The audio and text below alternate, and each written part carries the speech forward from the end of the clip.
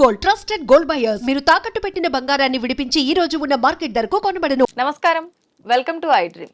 ధర్మ మార్గం విత్ విజిత కార్యక్రమానికి స్వాగతం. ప్రస్తుతం మనతో పాటు ఉన్నారు ప్రముఖులు శివరుద్ర సాధు గారు. ఇప్పుడు వారితో మాట్లాడి మనకు రాఖీ పౌర్ణమి రాబోతోంది. రాఖీ పౌర్ణమి అనగానే ఒకరితో ఒకరు అంటే ఒకరి మంచిని కోరుకొని వారికి కట్టే రక్ష అని అంటుంటారు. లేదు ఇది కంప్లీట్ గా అన్నా చెల్లెళ్లకు సంబంధించింది మాత్రమే అని అంటూ ఉంటారు. అసలు ఈ రాఖీ అనేది ఎక్కడి నుంచి ప్రారంభమైంది ఏంటి అనే విషయాలు ఇప్పుడు వారితో మాట్లాడి తెలుసుకుందాం. నమస్కారం అండి. నమస్కారం అమ్మా. సాధారణంగా మనందరికీ తెలిసిందే అన్నా చెల్లెళ్ళకి అక్క తమ్ముళ్ళకి సంబంధించిన ఒక పండగ రోజు ఏదైనా ఉంది అంటే అది రాఖీ. అసలు ఈ రాఖీకి పుట్టక అనేది అంటే మూలం ఎక్కడి నుంచి వచ్చింది? ఈ రాఖీ గురించి కూడా రకరకాలుగా మాట్లాడుతూ ఉంటారు. అంటే ఇది ఒక రక్ష మాత్రమే అని చెప్పి, ఇది అన్నా చెల్లెళ్ళు అక్క తమ్ముళ్ళే, మిగతా వాళ్ళు కట్టుకోవడానికి లేదు అని, లేదు ఒకరు మంచి కోరుకొని ఎదుటివారు వాళ్ళకి ఒక రక్షలా కట్టొచ్చు అని రకరకాలుగా చెప్తూ ఉంటారు. అసలు వాస్తవం ఏంటో వివరించండి. వాస్తవం ఏంటంటమ్మా, మనం వినిండవచ్చు, వామావతారం విన్నారా పేరు మీరు? ఇప్పుడు మన దగ్గర చూస్తే బలి చక్రవర్తి గురించి మాట్లాడాలి. బలి చక్రవర్తి ఏం చేస్తాడు తల్లి? ఆయన గారు ఒక యుగంలో బాగా ధర్మశాస్త్రమైన పనులలో గొప్పవాడు ఆయన. బలి చక్రవర్తి అనేది పేరు ఆయనకి ఎలా వచ్చిందనంటే, ఆయన గారు చిన్న బ్రాహ్మణుడి అవతారంలో మహావిష్ణువు రావడం చేత, మహావిష్ణువులు 3 అడుగులు కావాలి అని అడగడం చేత, అక్కడొక అడుగు ఇక్కడొక అడుగు 3వ అడుగు నెత్తి మీద పెట్టడం చేత ఆయన అలా కిందికి పోతూ పోతూ పోతూ పోతూ పోతూ పోతూ ఆయన ఆగిన లోకం పేరు సుతల. అతల వితల సుతల మహాతల రసాతల తలాతల పాతాల అంటే 7 లోకాలలో ఆయన ఆగిన లోకం సుతల. అక్కడ ఆగిన ఉంటాడు, అది 3వ లోకం. ఆ 3వ లోకం దగ్గర ఆగిపోయిన తర్వాత మహావిష్ణువుకి ఏమనిపిస్తుంది అంటే, మహావిష్ణువుకి మాత్రమే తెలుసు, ఈయన గారికి వచ్చింది మహావిష్ణువు అన్న సంగతి తెలియదు కాబట్టి అక్కడికి కాల ఆపుతాడు. ఎంత ఆలోచన ఉన్నది ఈయన ప్రేమలో. 3 అడుగులు అడిగాను, 3 అడుగులు నిమ్మలంగా ఇచ్చేసాడు. ఎందుకంటే అప్పుడు ఆయన రాజ్యాధికారి ఉంటాడు. అక్కడ ఇచ్చేసిన తర్వాత ఇలాంటి వ్యక్తిని మేము పాతాళానికి తొక్కకూడదు, ఈయన గారి గొప్ప కార్యక్రమాలు లోకానికి తెలవాలి అని చెప్పేసి చాలా తెలివిగా ఆలోచన చేసిన తర్వాత, మీరు ఎక్కడైతే ఆగారో ఆ లోకానికి ఇకపైన మీరు అధిపతులు, ఎక్కడైతే మీరు ఉన్నారో ఆ లోకానికి ఉన్న ద్వారానికి నేను ద్వారపాలకుడిని అని చెప్పేసి, ఆయన గారు బ్రాహ్మణుడు చిన్న కర్ర పట్టుకొని కూర్చుంటాడు. ఇక అక్కడ ద్వారపాలకుడిలాగా ఉంటాడు. ఆయన మంచితనాన్ని మెచ్చి పైన లక్ష్మమ్మ ఏం చేయాలి మరి? తండ్రి అయితే కింద ఉండిపోయాడు, వస్తలేడు, అగొస్తలేడు. ఆలోచన చేసి అమ్మ ఏం చేస్తుందంటే, అమ్మ తండ్రి ఇక్కడ ఉన్నాడని కనిపెడుతుంది. డైరెక్ట్గా పోయి అడిగితే ఇది శాస్త్రానికి విరుద్ధం. ఆయన మనసు ఒప్పించి ఆయన గారి యొక్క ఆలోచనలు మెప్పించి తీసుకొచ్చుకోవాలని బలిచక్రవర్తి గారి దగ్గరికి వెళ్ళి, మేము చాలా దూరపు ప్రయాణం చేసి వచ్చాం, కొద్ది రోజుల విశ్రాంతికి మీ దగ్గరే ఉండాలని అనుకుంటున్నాము అని సహజంగా ఒక స్త్రీలాగా వస్తే, సరే ఉండు చెల్లెమ్మ అంటాడు ఆయన. ఆ మాట చాలా బలమైంది తల్లి. ఇది రాఖీ పౌర్ణమిలో కూడా చెప్తారు ఇది. అలా చెప్పిన తరుణంలో ఆయన గారు ఇచ్చిన విశేష వివరణ ఏంటంటే, ఇక్కడే ఉండండి అని కొద్ది రోజులు, ఒక 10 రోజులకో 20 రోజులకో కొన్ని రోజులు చూసి, మన దగ్గర ఒక శాస్త్రం ఏంటంటమ్మా, ఎవరికైతే స్త్రీ జంజం కొడుతుందో ఆ పురుషుడు కాపాడబడతాడు అనేది రాసి ఉంది మన దగ్గర. అదే జంజముల పండగ అంటారు మన దగ్గర. జంజముల పండగ అంటే మీకు తెలుసా అమ్మా? మీకు రాఖీ పౌర్ణమి అంటే తెలుసు. రాఖీ పౌర్ణమి కాదు, దాని పేరు జంజముల పండగ. రాఖీ పేరే జంజముల పండగ. ఈ రోజు మనం రాఖీలు కట్టుకున్నాం చేతులు కాబట్టి. అలా ఈ అమ్మ ఏం చేస్తుందంటే, ఆయన గారి తెలివితేటలన్నీ మెచ్చి ఒక వస్త్రం, ఒక పత్తితోని మంచి వస్త్రం చేసి, శాస్త్రీయత, పురుషుడికి రక్ష కదా రాఖీ అంటే, అన్నతత్వానికి నిదర్శనంగా ఈ అమ్మ ఏం చేస్తుంది, ఆయనకు ఒక చేతికి కట్టి, కుడి చేతికి ఇది కట్టిన తర్వాత మీకు ఆయురారోగ్యాలు, ఇకపైన మీరు నన్ను చెల్లె అని పిలవడం చేత మీరు అన్నలాగా బాధ్యతలు బాగుండి ఈ లోకాన్ని సుభిక్షంగా పాలించవలను. ఇప్పుడు మీకు నేను రక్షగా ఇవన్నీ చేశాను కాబట్టి ఒక అన్నలాగా నాకు బాధ్యతాయుతమైన ఒక మాట ఇవ్వాలి అని అడుగుతారు.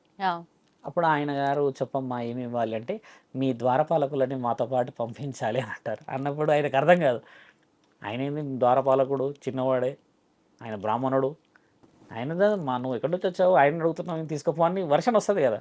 అప్పుడు తల్లి అంటది, మహావిష్ణు, ఆయన గారు మహావిష్ణు మీ మంచితనాన్ని మెచ్చి లోకానికి మీ గొప్పతనాన్ని తెలియజేయడానికని కారణం చేత వచ్చి మీ ద్వారం దగ్గరే ఉండిపోయారు. నాకు పంపించగలరా అన్న, నేను లక్ష్మీమాతని అని చెప్పి ఇద్దరు దర్శనాలు ఇచ్చినప్పుడు వాళ్ళిద్దరిని తనివి తీరా చూసి ఆ లోకం ఎంత పావనం అయిపోయింది అని చెప్పేసి ఆ సుతలలో ఆయన గారు ఇద్దరి ఆశీర్వాదం తీసుకొని, అమ్మ తండ్రి ఇద్దరు అలా వెళ్తూ ఉన్నప్పుడు ఒకసారి పిలుస్తాడంట తండ్రిని, ఉమ్, చెల్లి అని పిలిచినప్పుడు వెనక్కి చూస్తే, ఎప్పుడైతే కట్టావు నువ్వు నాకు 12 నెలలకి రక్ష, మరి మరో 12 నెలలకి మీరు కట్టాలా, మీరు ఎప్పుడు వస్తారు చేస్తారు అని అన్నప్పుడు, మహావిష్ణువు మూడో లోకంలో ఉండడం చేత, మహావిష్ణువు పాన్పు ఎవరమ్మా?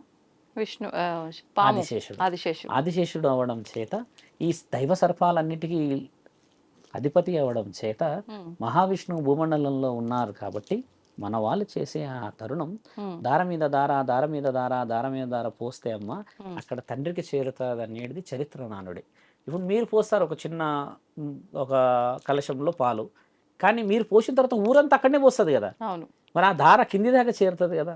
అలా వెళ్తూ వెళ్తూ వెళ్తూ సుతల లోకం వరకు వెళ్తుంది, అక్కడ మహావిష్ణువు కొలువై ఉన్నాడు అనేది శాస్త్రం. ఒక వర్షన్ అయితే మరి ఈ శాస్త్రంలో మరి ఉన్నది ఎవరు? మళ్ళీ ఆదిశేషువే. ఉమ్, ఆదిశేషువు ఉన్నారంటే మరి స్వీకరించేది ఇద్దరు. అవును. లక్ష్మీమాత అక్కడ కొలువై ఉన్న తర్వాత అప్పుడు తండ్రి అంటాడంట, ఇక పైన ప్రతి ఈ శ్రావణ పౌర్ణమికి నీ చెల్లెని తీసుకొచ్చి నీకు రాఖీ కట్టిస్తా అని ఇప్పటికీ తండ్రి పోతున్నాడు అనేది మా గురువుల యొక్క మాట. ఇప్పటికీ వచ్చి కట్టించుకొని పోతారంటారు. మనం చూసింది కాదు, మన శాస్త్రం అవును. అలా ఉన్నది. మన శాస్త్రానికి గొప్పతనం అమ్మ. అంటే అలా ఈ రకంగానే ఈ రకంగానే పాములకి పాలు రక్ష అది. నువ్వు పాములకి పోస్తే ఒక పాము ఎంత తాగుతుంది తల్లి? మీరేం ఎంత తింటారు? ఓ గమిలలు తింటామా? లేదు, మనకు కావాల్సిన భోజనం ఎంత. లిమిట్ ఉంటుంది. కాబట్టి ఏంటంటే అదే మెతుకు మెతుకు మెతుకు వేస్తే అది అక్కడ దాకా చేరుతుంది అనేది అంతరార్థం. ఇది రాఖీ పౌర్ణమి రోజు కూడా ముఖ్యంగా మాట్లాడుకుంది. రాఖీ యొక్క అంతరార్థం లక్ష్మీమాత రక్ష. రక్ష. మళ్ళీ రాఖీలో అంతరార్థం మళ్ళీ శ్రీకృష్ణుడు. ఉమ్, శ్రీకృష్ణుడు కూడా రాఖీలో చాలా చాలా శిశుపాలుడు పేరు విన్నారా మీరు? ఉమ్, శిశుపాలుడు పేరిల్లే. శిశుపాలుడు శ్రీకృష్ణుడి యొక్క మేనత్త కొడుకు. ఆయన గారు పుట్టడమే 6 ముఖాలు ఏమంటారు చూడ అందహీనంగా పుడతాడు తల్లి. ఆయన మొహం అంత బాగుండదు. ఉమ్, అలా ఉండకపోవడం చేత ఆయన గారిని వాళ్ళ తల్లి ఏమడుగుతుందంటే, ఉమ్, ఆయనకున్న వరము ఒక కారణ జన్ముడు ఈయనను పట్టుకుంటే ఈయన అందంగా చాలా చక్కగా రూపం మారుతుంది అని అంటారు. ఆ కారణ జన్ముడు ఎవరు ఎవరు అని ఆలోచిస్తే శ్రీకృష్ణుడు ఉంటాడు. ఉమ్, శ్రీకృష్ణుడి దగ్గరికి వచ్చి మెల్లిగా ఒడిలో పెడుతుంది. ఉమ్, తండ్రి ఇలా అని ఇలా అంటాడు పట్టుకొని. అనేలోపు చాలా చక్కగా అందంగా సిద్ధమవుతాడు. ఆ, ఆవిడకి ఏం వరం ఉంటుంది అంటుంకే, ఎవరైతే ఈయన అందంగా మారుస్తారో ఆయన చేతిలోనే మరణం ఉంటుంది. ఈవిడ వరం కోరుకుంటుంది, అన్న చంపకూడదు, చేయకూడదు, ఇట్లా చేయకూడదు, అట్లా చేయకూడదు. అల్లుడు కదా చెప్తే ఈయన వరం ఏమంటాడంటే, 100 తప్పుల వరకు నేను ఏమీ చేయలేను, ఉమ్, 100వ తప్పు దాటిందంటే మాత్రం నేను ఖచ్చితంగా ప్రాణం తీసేస్తానన్న తరుణం. ఉమ్, అలా చెప్పిన ఆ తరుణం కొంచెం డెప్త్కి వెళ్ళినప్పుడు ఈయన గారు ఏం చేస్తారు, పెరుగుతూ పెరుగుతూ పెరుగుతూ అహంకారం పెరిగి అందరిని ఇబ్బంది పెడతాడు తల్లి. పెడుతూ పెడుతూ పెడుతూ పెడుతూ పెడుతూ వస్తే ఈ మాట ఆ మాట భరించలేని పరిస్థితికి 100వ కౌంట్ వస్తుంది. ఉమ్, 100వ కౌంట్ రావడే తండ్రి సుదర్శన చక్రాన్ని వదులుతాడు. వదిలితే ఆయన తల లేచిపోద్ది. అది మళ్ళీ వెనక్కి వస్తున్న తరుణంలో ఉమ్, తండ్రి చేతికి గాయం అవుద్ది. ఆ, ఆ గాయం అయినప్పుడు అందరూ ఆలోచిస్తారు కదా, తండ్రి గాయమైంది ఏం చేయాలన్నప్పుడు పక్కనే తల్లి ద్రౌపది. ఉమ్, మీరు అన్నప్పుడు ద్రౌపది వస్త్రాధారణం మన దాంట్లో చాలా గొప్పది. ఆవిడ గారు ఏం చేస్తారు, పక్కనే ఉండి ఒకసారి చీర చింపి ఉమ్, టక్క టక్క చేతికి గడితే తండ్రి ఏం ఆలోచిస్తాడంటే, అమ్మ నన్ను నా బాధని చూడగలిగిన ఒక స్త్రీకి నేను రక్షకుడని. అందుకే ద్రౌపది వస్త్రాధారణలో, అమ్మ నీవు కట్టిన ఈ వస్త్రాన్ని, నీవు చుట్టిన ఈ చుట్టని నేనే ప్రత్యక్షంగా కాపాడుతాను అన్నప్పుడు తండ్రి ఇలా వదులుతున్నప్పుడు ఆ చీర పోతూ ఉంటుంది కదా, ఇలా పుట్టింది రాఖీ పండుగ మళ్ళీ. ఎందుకంటే ఆ రోజు కట్టింది కూడా ఈ పౌర్ణమి రోజే. ఉమ్, అంతరార్థాలు అంటే మీకు ఎందుకు చెప్తున్నామంటే, అమ్మ ఒక వ్యక్తి మనం ఒక పూజ చేస్తున్నాం అని అంటే అది ఊరికే రాలేదు మన దగ్గరికి. ఎంత శాస్త్రీయత దేవాది దేవతల దగ్గర నుంచి రాసింది. ఉమ్, ఇప్పుడు అతల వితల సుతల మహాతల అని ఎందుకని అంటాము, సుతల లోకాధిపతి సుబ్రహ్మణ్యేశ్వరుడు కూడా 6 తలలు ఉంటాయి ఇప్పుడు మన దగ్గర. ఎప్పుడంటే దైవలోకాలన్నీ ఉన్నాయి. ఉమ్, ఇలా ఒక్కొక్క అవకాశానికి ఒక్కొక్క అవతారము ఒక్కొక్క యుగం నుంచి వచ్చింది కాబట్టి అవును. అన్ని మిక్స్గా చేస్తున్నాము ఫెస్టివల్స్. ఓ, కాబట్టి ఏంటంటే మా రాఖీ పండుగకు సంబంధించిన విషయాలు, మీరన్న నాగుల చవితికి సంబంధించిన విశేషాలు, చరిత్ర ఈ విధంగా దాగింది అని తెలుసుకొని ఇప్పుడు ప్రతి ఒక్కరు ఎలా పోయాలంటే పాలు నిజంగా మహావిష్ణువు సుబ్రహ్మణ్యేశ్వరుడు ఆ దేవాది దేవతలు స్వీకరిస్తుర్రా అని పోయాలి. ఉమ్, అలసిపోయి సులిసిపోయి ఆ పాల ప్యాకెట్ తెచ్చి ఒత్తుతుర్రు పోయి ఫార్మాలిటీ లాగా కాకుండా పాల ప్యాకెట్ పెట్టేస్తున్నారు అందులో. నేను చూసా అవును ప్రత్యక్షంగా. అవును అవును అది చూసి ఇంక అట్లా గమనిస్తే పాల ప్యాకెట్ తీసుకొని ఇట్లా ఇట్లా అనేసేస్తారు, అది పడేసేసి వెళ్ళిపోతారు. అవును తర్వాత గుడి పక్కలో ఉన్న ఆయన ఇక చెత్త అంతా ఎత్తేస్తూ ఉంటాడు. ఎందుకు అది? కాబట్టి ఏంటంటే మన శాస్త్రం గొప్పదాన్ని పోస్తే అంతఃకరణ శుద్ధి కిందికి చేరుతుంది. అవును. ఇలా వచ్చిన ఒక మంచి మాసం తల్లి ఇది. ధన్యవాదాలండి, మంచి విషయాలు వివరించారు. నమస్తే. నమస్కారం.